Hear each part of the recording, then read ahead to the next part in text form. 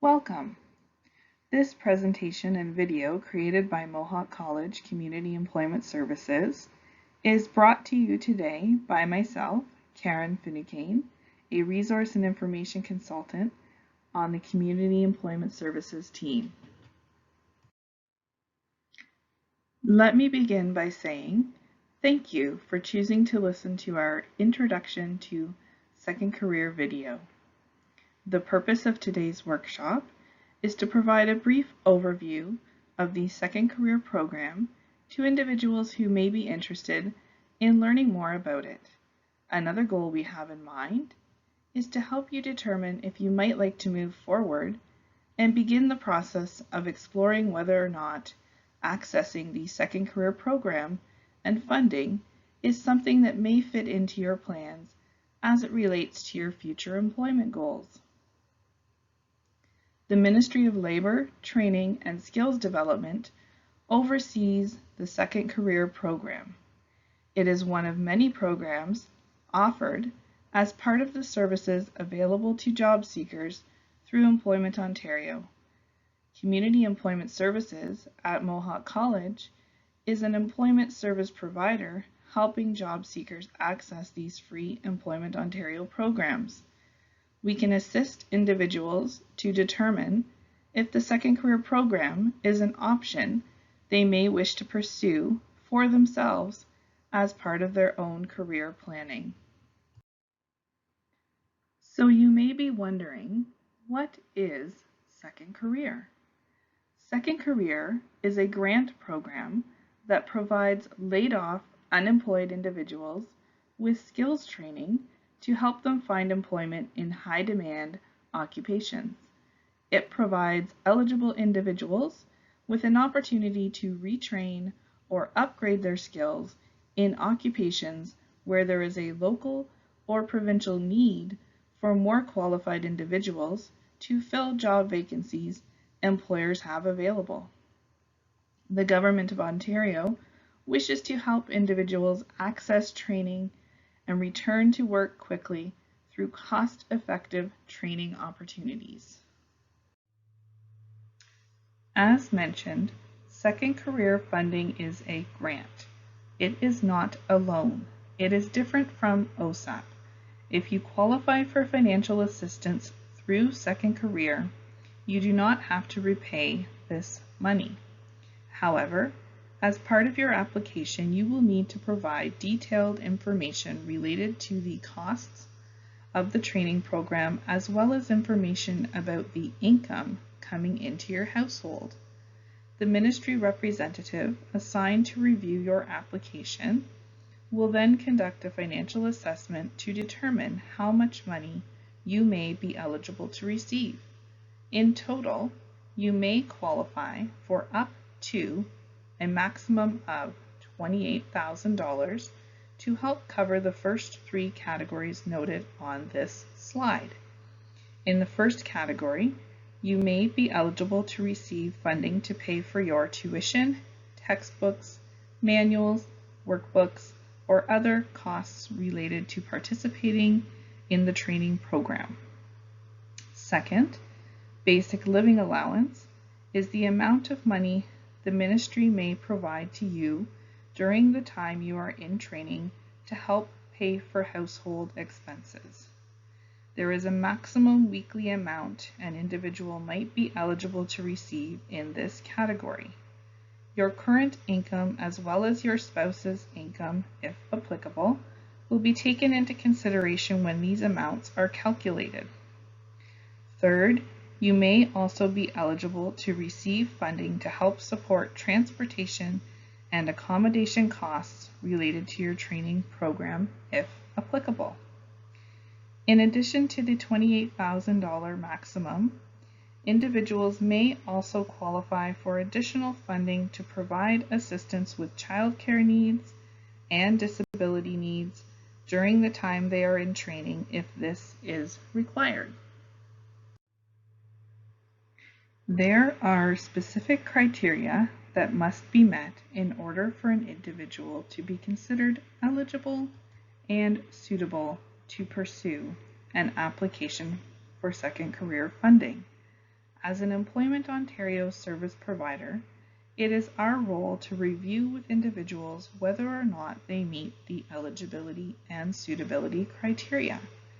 As such, if you decide to move forward in this process, you would meet with an employment consultant who will conduct an assessment to determine if you meet the criteria.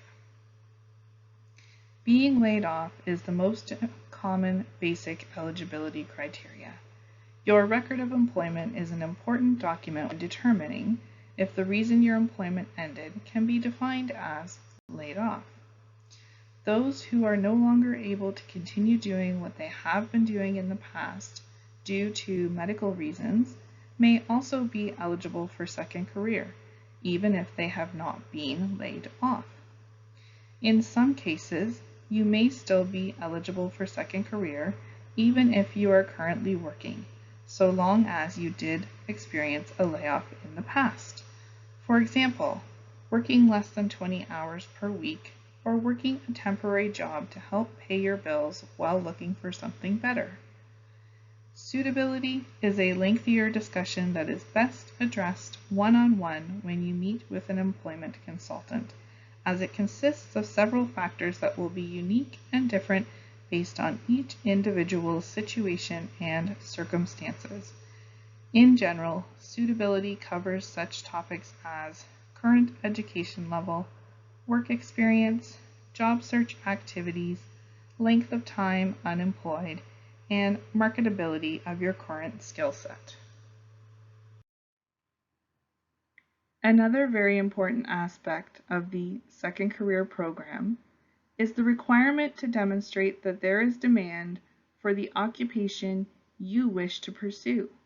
Therefore, almost all second career applicants are expected to conduct occupational and labor market research as part of preparing their application for second career funding.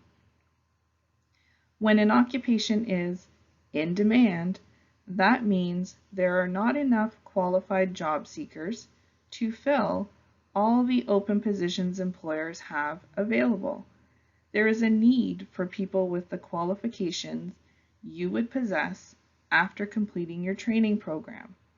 There are many ways you can go about discovering if the occupation you wish to pursue is considered to be in demand both provincially and locally.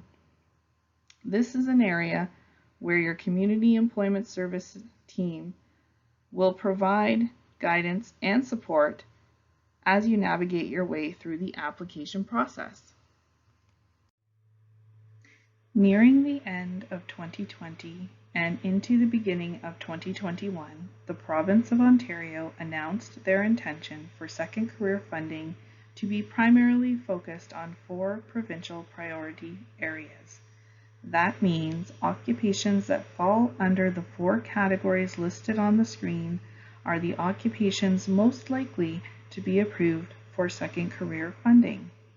These 4 provincial priority areas include number 1, advanced manufacturing, number 2, information and communication technologies, number 3, life sciences, and number 4, supportive health services.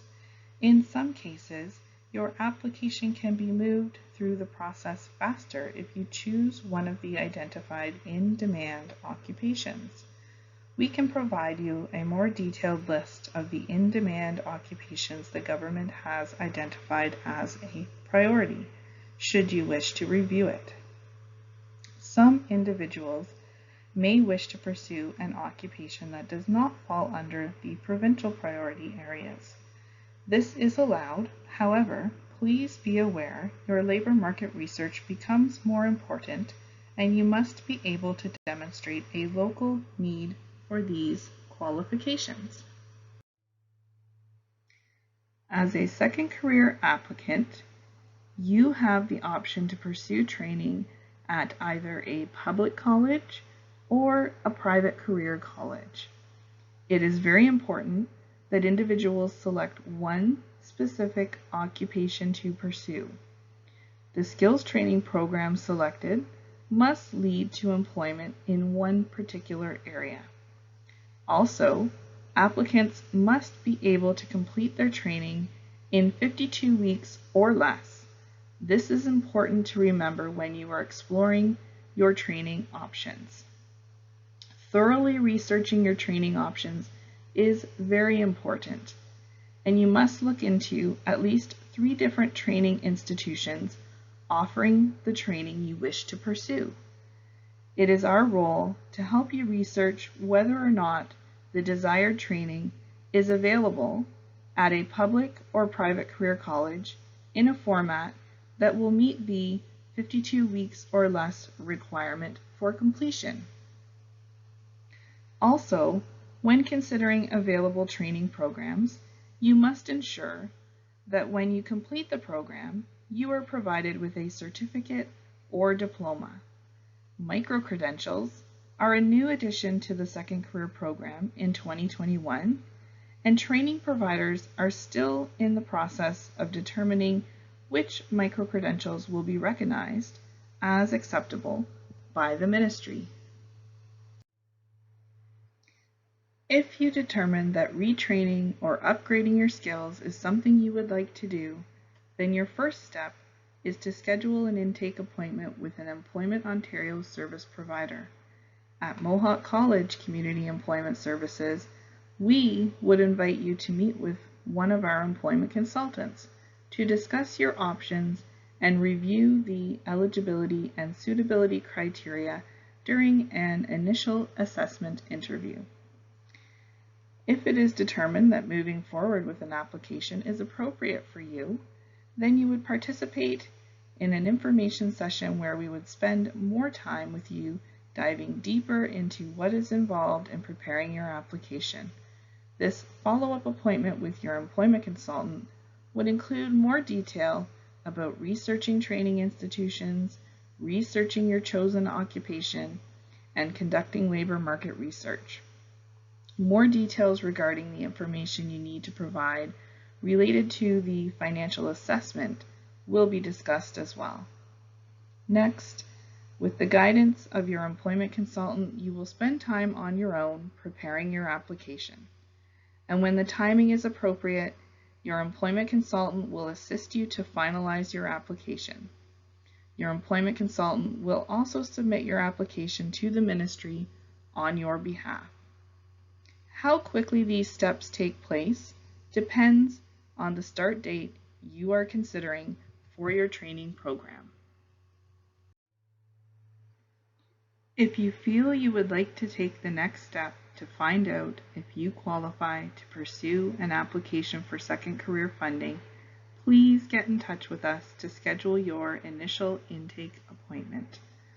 While we continue to work remotely in 2021, this initial conversation will take place over the phone or may take place on Zoom depending on your preferences. When you call or email, our frontline customer service staff will be able to connect you with one of our Second Career experts and confirm your scheduled appointment date and time.